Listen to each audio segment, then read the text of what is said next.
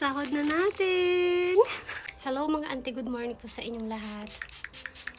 Bali, mabilisang ayos lang to. Kasi may pasok ako ngayon mga auntie. Maaga yung pasok ko ngayon ng 1 oras. 9:11 na dito, kailangan 9:30 nandun na ako. Kakauwi ko nga lang pala, bali hinatid ko si Kenshin sa school. Dapat talaga 10:30 po yung pasok ko ngayon. Kaso nga lang yung isang kasama namin nag-day off, kaya pinapasok nila ako ng mas maaga.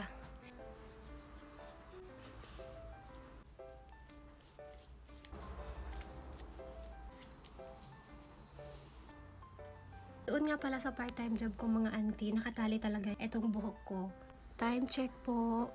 Papasok na po ako sa work! Sobrang lapit lang talaga mga auntie.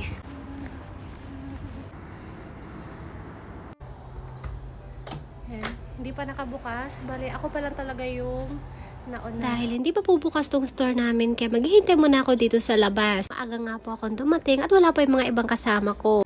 Mama, ohayou gozaimasu. Ohayou gozaimasu.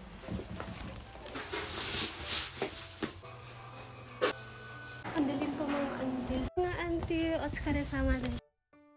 Dito na ako dumaan sa likod kasi may mga customer pa kami. Mga auntie, sahod na natin!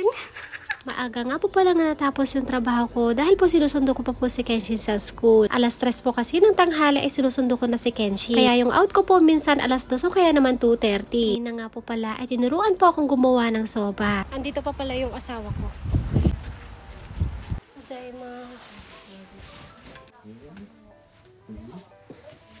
Susunduin na po namin si Kenshin sa school. Onegaishimasu! Kenshin-kun. Kenshin-kun! Kagigising lang.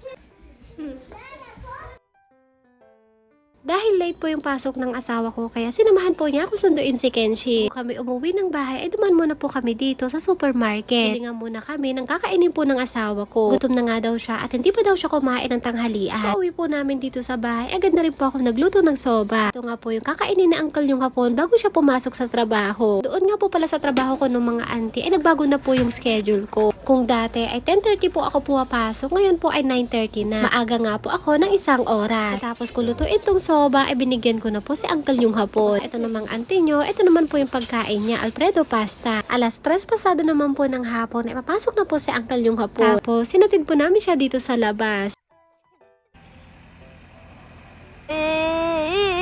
So yun lang po, maraming salamat sa panonood. Thank you for watching. Sayonara and... May sayawa po! Bye bye!